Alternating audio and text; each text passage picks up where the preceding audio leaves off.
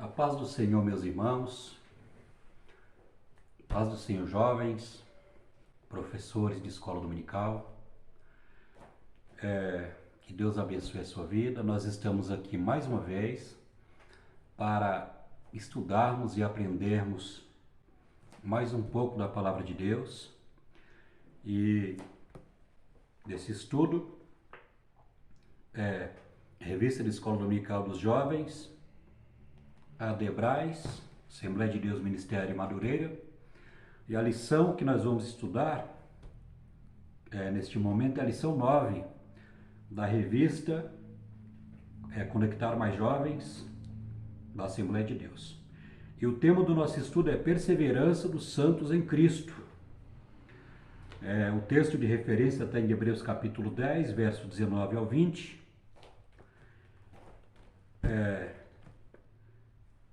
Seja bem-vindo ao canal, professor de Escola Bíblica Dominical. Sou presbítero Florival, também sou professor de Escola Dominical há um bom tempo. E nós estamos aqui mais uma vez para juntamente aprendermos com a palavra de Deus. Então aqui no primeiro tópico nós temos aproximando de Deus com sinceridade. O segundo ponto é livre de toda culpa. No segundo tópico nós temos a convicção. No segundo ponto, firmeza. No terceiro tópico nós temos a vida em comunhão, a reunião dos santos e a exortação ao encorajamento. Então, antes de começarmos aqui a estudar, a fazermos o comentário desse título, desse tema tão importante para o nosso crescimento espiritual. Eu gostaria de convidar você para se inscrever no canal, você que não é inscrito ainda. É importante que você se inscreva, o nosso canal está começando agora, só tem 3 meses.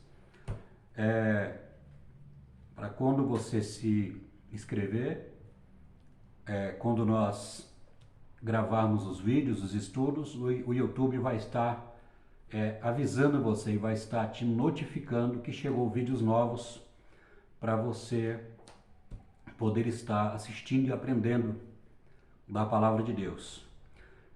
Eu tenho observado que de todas as pessoas que veem os nossos vídeos, o nosso estudo, 70% das pessoas não são inscritas no canal, né?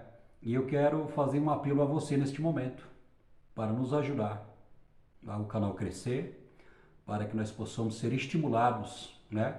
Ser encorajados a estar gravando mais vídeos e estudamos, né? Estudando a palavra de Deus. Amém? Então eu quero fazer esse convite a você para se inscrever no canal aí, para nos ajudar a crescer no YouTube. Então nós vamos ver aqui no primeiro tópico, aproximemo-nos de Deus com sinceridade. Aqui nesse primeiro tópico está falando sobre a nossa fé, a nossa sinceridade, no primeiro tópico. Todos nós que estamos em Cristo Jesus temos o outro caminho, que é mais sublime do que o antigo.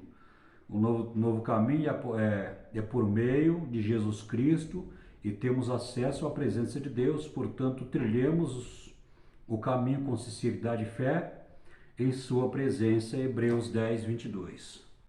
Nós vamos ver que na dispensação da lei, né, lá no Antigo Testamento, nós vamos ver que Deus ele constituiu um sistema de sacrifício,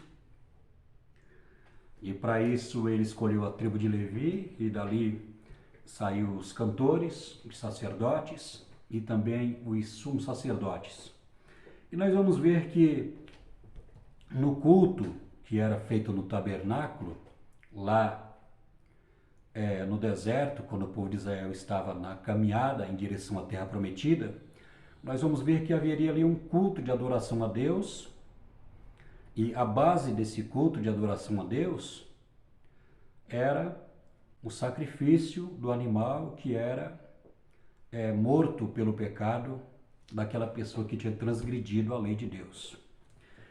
Então, nós vamos ver que havia 3 lugares, havia o átrio, havia o lugar santo e havia o lugar santíssimo. No lugar santíssimo, só o sumo sacerdote era ali ordenado a entrar no lugar santíssimo uma vez por ano, e aquele lugar, o lugar santíssimo, onde o sacerdote entrava para fazer o sacrifício por toda a nação de Israel, onde tinha a arca da aliança, onde tinha a tampa da arca, que chama de propiciatório, e na tampa havia 2 querubins, 2 anjos, e ali simbolizava, representava o trono de Deus. A presença de Deus ali era representada ali no lugar santíssimo. E ali nenhum judeu poderia entrar. Era vedado ali o caminho. O caminho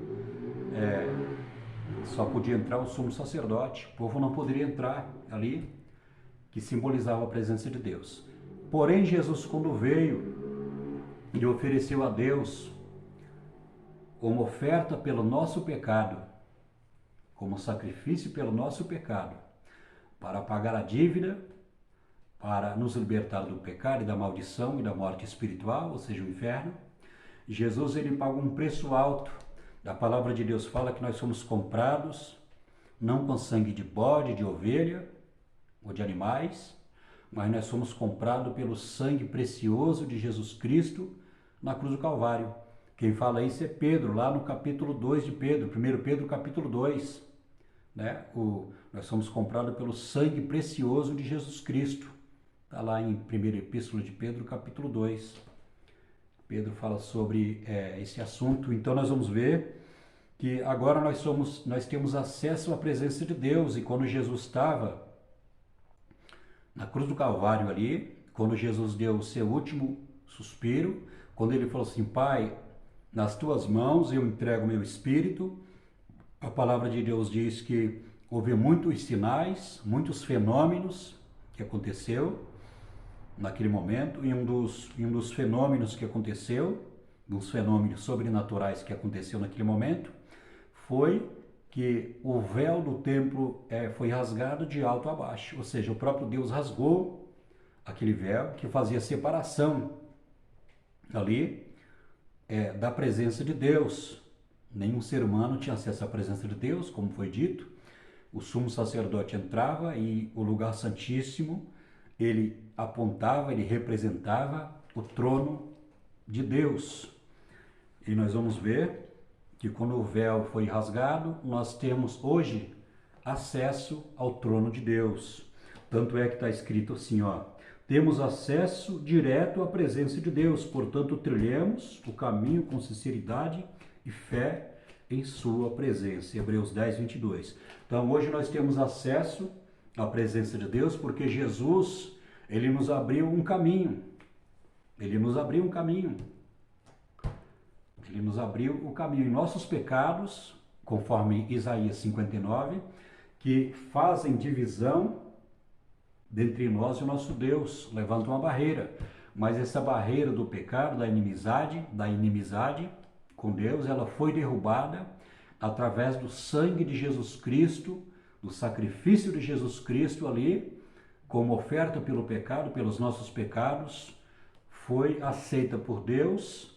E Deus, quando nos vê do céu, quando vê a sua igreja, Deus ele aceita a nossa adoração, o nosso louvor, o nosso culto de adoração a Deus, porque agora, através deste sacrifício perfeito, santo, imaculado, nós temos acesso livre à presença de Deus. Então o escritor fala que devemos trilhar esse caminho com sinceridade, com fé na presença de Deus. Aqui no segundo ponto nós temos livres de toda culpa para se chegar com sinceridade ao trono de Deus.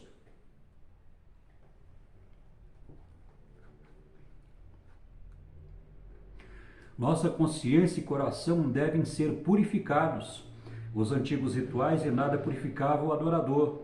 A culpa e o pecado estavam sempre diante deles, pois a própria lei mostrava quando eram culpados. Sendo assim agora, em Cristo, devido à eficácia de sua obra, o pecado é completamente extirpado de tal forma que, além de arrependidos e convertidos das práticas pecaminosas,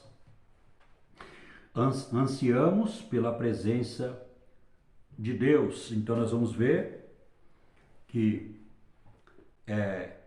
a expiação pelo pecado ali, que foi realizado no tabernáculo lá no deserto, na caminhada do povo de Deus com Israel. Posteriormente no templo, quando o templo foi levantado, construído por Salomão, nós vamos ver que o pecado do povo de Israel não era perdoado, era expiação significa cobrir. O pecado era coberto. Deus não perdoava o pecado. O sacrifício de animal aplacava a ira de Deus, apaziguava a ira de Deus, né? Digamos assim, adiava o julgamento de Deus sobre os pecadores. E Deus, a palavra de Deus fala que Deus ele tolerou esses tipos de pecados, porque Deus ele traçou, ele programou o plano da salvação. A palavra de Deus fala que antes da fundação do mundo ele já tinha planejado, já tinha programado, já tinha arquitetado o plano da salvação através da morte de Jesus Cristo na cruz do Calvário. Então Deus ele tolerou, ele suportou com amor e paciência todos esses pecados que foram cometidos pelo povo de Israel, porque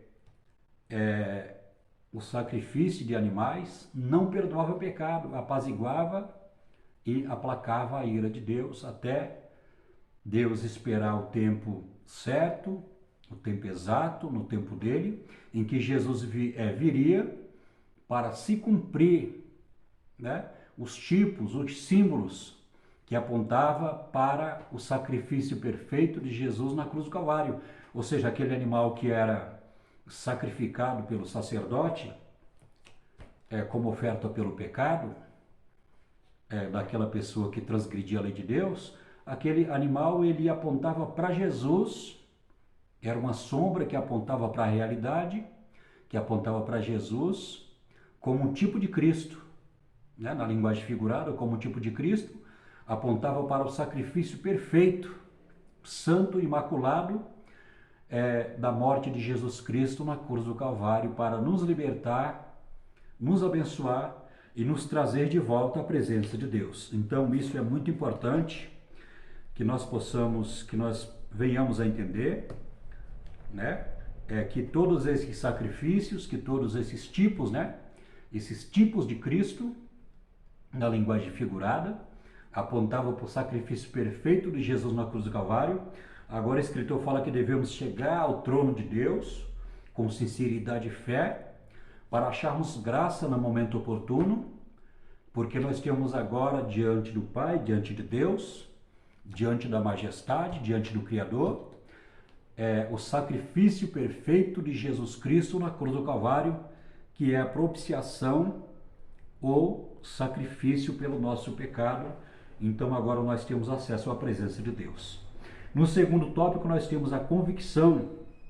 De acordo com o dicionário Royce, o termo convicção significa crença, opinião firme a respeito de algo, com base em provas ou razões íntimas ou como resultado da influência ou persuasão de outrem, ou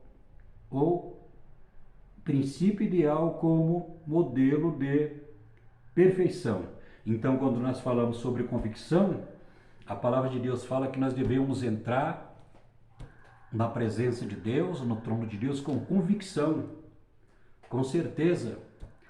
Nós sabemos que a palavra de Deus diz que nós não podemos ter dúvida a respeito da presença de Deus, da existência de Deus, ou daquilo que Deus ele deixou escrito na sua palavra.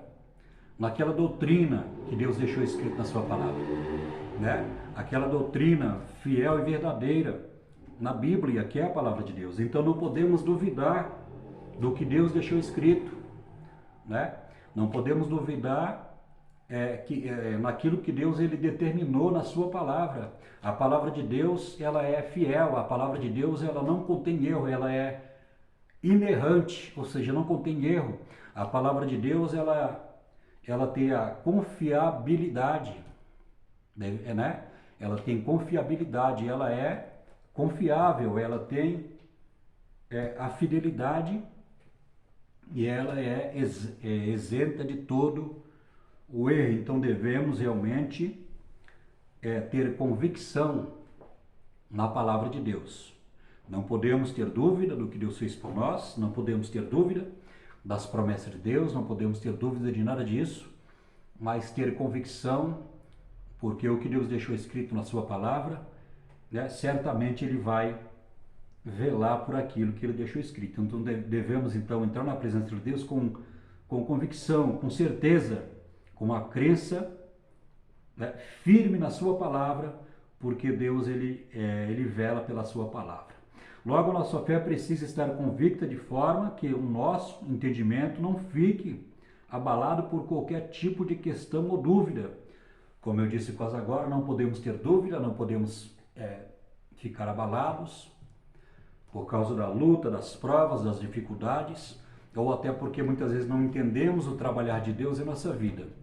Mas devemos orar a Deus, pedir graça a Deus, porque muitas vezes nós não entendemos muitas coisas que acontecem em nossa vida, mas através da fé, da perseverança, da oração, Deus ele sempre vai abrir uma porta, Deus ele vai nos livrar, Deus vai nos dar graça e Ele vai nos sustentar, né, através da sua palavra em que nós perseveramos diante da sua presença.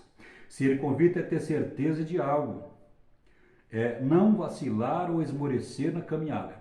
A nossa fé nas promessas estão pautadas na palavra de Deus e nosso encontro real com Jesus Cristo. Então, a nossa experiência de vida, a nossa convicção, ela não é fundamentada, né, no machismo, naquilo que nós achamos, naquilo que nós ouvimos de outras pessoas, mas a experiência que o crente tem com Deus é uma coisa real. Né? A experiência de libertação, de transformação, da presença de Deus em nossa vida, da experiência com Deus, dos livramentos que Deus nos dá, do perdão pelos pecados, das suas promessas maravilhosas e, sobretudo, né, a presença poderosa do Espírito Santo em nossa vida, em nosso corpo, porque a Bíblia fala que nós somos o templo do Espírito Santo e o Espírito Santo habita em nós. Então não devemos, de modo algum, na prova, no sofrimento, na luta, ficar abalados ou com dúvidas ou incertezas daquilo que Deus faz em nossa vida e daquilo que Ele prometeu que irá fazer em nossa vida, mas devemos pautar, alicerçar a nossa vida espiritual na palavra de Deus, porque a palavra de Deus ela é fiel. Aqui no segundo tópico, do segundo ponto, né, aqui tem aqui a firmeza, né? Aqui no segundo ponto nós temos a firmeza. Guardemos firmemente a esperança da fé que professamos. A expressão retemos firmes é a tradução de uma palavra grega, palavra no grego, katechomen, que significa reter fielmente, conservar com zelo o que possui, não deixar ir embora. Então, nós devemos agarrar com força, guardar e zelar por aquilo que Deus nos deu, né? O ministério, a salvação, as bênçãos materiais, as promessas de Deus, a sua presença, o seu perdão, a sua promessa e que, sobretudo, a esperança, a crença, a fé na salvação que Jesus ele nos prometeu mediante a sua palavra. Então devemos ficar firmes diante dos problemas, das adversidades, das lutas, ficar firmes diante de Deus através da sua palavra, porque Deus ele é fiel para cumprir a sua palavra e nos preservar diante das lutas e dos problemas desse mundo. Vamos continuar aqui a leitura. A potencialidade, ou seja, se não guardarmos firmes a nossa salvação, possivelmente podemos perdê-la. Logo se faz extremamente necessário guardar aquilo que Jesus nos deu.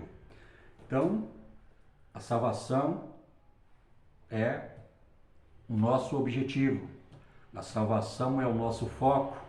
A salvação é a bênção mais importante da nossa vida espiritual. Nós sabemos que aqui na terra nós estamos de passagem, nós somos como peregrinos, como diz a palavra de Deus, que a nossa pátria não é daqui, nós estamos aqui de passagem, nós não somos do mundo, estamos no mundo, mas nós não somos do mundo, e estamos aqui numa peregrinação espiritual. O nosso alvo é o céu, o nosso alvo é entrar na Nova Jerusalém, é esperar Jesus nos buscar na ocasião do arrebatamento da igreja. Então nós vamos ver que Deus, embora poderá nos abençoar grandemente na nossa vida ministerial, na nossa vida no casamento, na vida financeira, mas o mais importante é a salvação, a mais importante é a libertação, a salvação da nossa vida. Então Apocalipse 3:11 diz: guarda o que tem para que ninguém tome a tua coroa. Então, um bem mais precioso, a salvação da nossa alma. A palavra de Deus diz lá em Mateus 25, que o inferno foi criado para o diabo e seus anjos. Então, o inferno, a perdição, lugar de tormento, não foi criado para o homem, mas sim para Satanás, os demônios, e todos os anjos que pecaram contra Deus, não guardaram a sua habitação. O inferno não foi criado para o homem, porque o homem é imagem e semelhança de Deus, né? O homem traz consigo a imagem e semelhança de Deus. Então o inferno não foi criado para o homem. Então a palavra de Deus ela é categórica, né? Ela é bem clara. E diz assim: guarda o que tem para que ninguém tome a tua coroa. Apocalipse 3:11. Aqui já no terceiro tópico, para terminar, nós temos reunião dos santos. O autor da carta aos Hebreus faz uma referência ao assunto de que muitos se afastaram da igreja e dos cultos, incentivando todos os que se animem mutualmente, pois fatos nos chama a atenção. O primeiro é que muitos se afastaram e por causa da perseguição ou por causa do esfriamento espiritual devido à prática do pecado. Aqui nós vamos ver que tem aqui duas causas aqui que podem ser analisadas.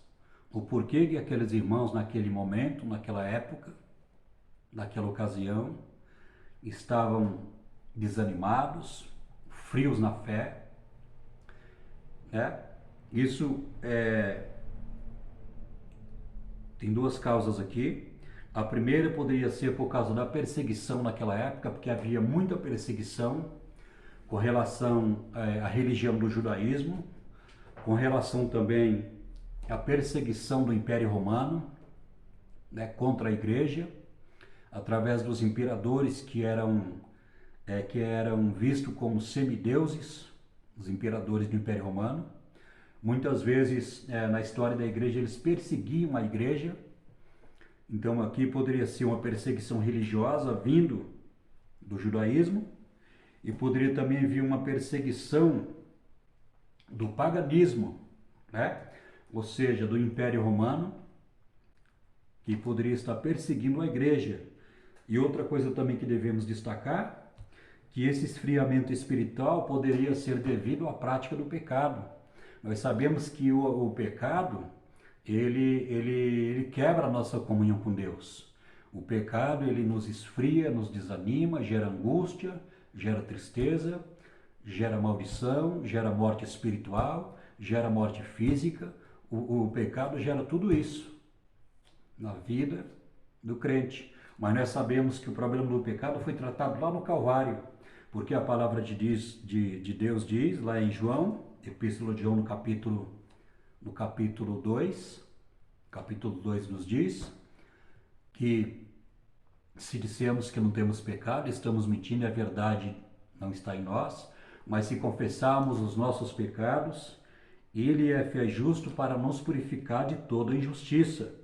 Então, se você pecou contra Deus, dobra o teu joelho, clame pelo sangue de Jesus Cristo, com sinceridade, se humilhe, busque a presença de Deus, porque Jesus está neste momento agora, na posição de sumo sacerdote, e o sacrifício já foi feito pelo nosso pecado, há 2000 anos atrás, quando Jesus morreu por nós. Devemos olhar para o passado, agora neste momento, o sacrifício que Jesus fez por nós, e no presente agora devemos olhar para o céu através da fé e ter convicção e certeza, porque a Bíblia está dizendo, a palavra de Deus está afirmando que Jesus está ao lado de Deus como sumo sacerdote que intercede por nós, ou seja, pelos nossos pecados, intercede pela sua igreja aqui na terra. Então é importante entendermos que Jesus, ele continua o ministério dele de sumo sacerdote, intercedendo pela igreja. Amém? Então, devemos dobrar o joelho, buscar Deus, se arrepender e buscar a restauração espiritual, o renovo espiritual, da presença de Deus, a comunhão com Deus, para que nós possamos continuar a nossa caminhada, de encontro ao céu, na presença de Deus. Aqui, para terminar, no terceiro tópico, a exortação ao encorajamento. A exortação é o ato de encorajar alguém ou fazer algo, é estimular ou animar. Porém, muitos pensam erradamente que exortar é chamar a atenção ou advertir. O autor da carta aos Hebreus nos exorta à fidelidade e à santidade, pois o grande dia do Senhor está às portas. Hebreus 10, 37. Então, muitas pessoas, quando lê essa palavra exortação, as pessoas acham que é uma palavra de repreensão, mas não. E a palavra aqui do original, exortação, significa animar, dar ânimo, significa dar coragem, ânimo, encorajar, dar ânimo, com base na palavra de Deus. É chegar para aquele irmão que está desanimado e falar: caminhe, Deus é contigo, Jesus perdoou, Jesus te libertou do pecado, Deus é na tua vida, não desanime, caminhe, continua caminhando, porque a vitória não está no começo, não está no meio, mas a vitória está no final. E a palavra de Deus nos diz, lá em Mateus no capítulo 25, quando Jesus fala sobre o princípio das dores, ele fala que aquele que perseverar até o final será salvo. Então devemos perseverar, devemos continuar a caminhar na presença de Deus. Então, esta é a recomendação que a Bíblia nos manda, é continuar, é estar animado, é estar encorajado, ter coragem diante da luta, da prova, do sofrimento, e saber que Deus, ele está presente conosco e Ele quer o melhor para nós. Muitas vezes nós não entendemos a prova, ou a luta, a dificuldade, mas quando nós não entendemos, devemos orar, buscar Deus, se humilhar, para que Deus possa nos dar graça, para que nós possamos continuar. E certamente Deus, ele vai nos conceder a bênção e a vitória, porque Deus, ele é fiel na sua palavra. Para terminar aqui, que possamos também nos sentir encorajados a permanecer fiéis ao Senhor e aos seus mandamentos, pois grande é a recompensa para aqueles que se